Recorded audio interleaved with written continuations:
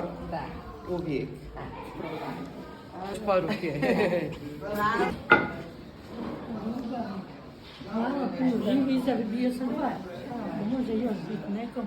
Hvala sine, ljubim puno. Hoću, naravno. Ja sam dobio lijek. Moram ovako. Ne morate, kodač. Tvoj osmijeh kao sunčev zrak koji grije moje srce. Evo. Moju dole. Dobro jutro. Vidim da sam vas ovdje pravo podsredili.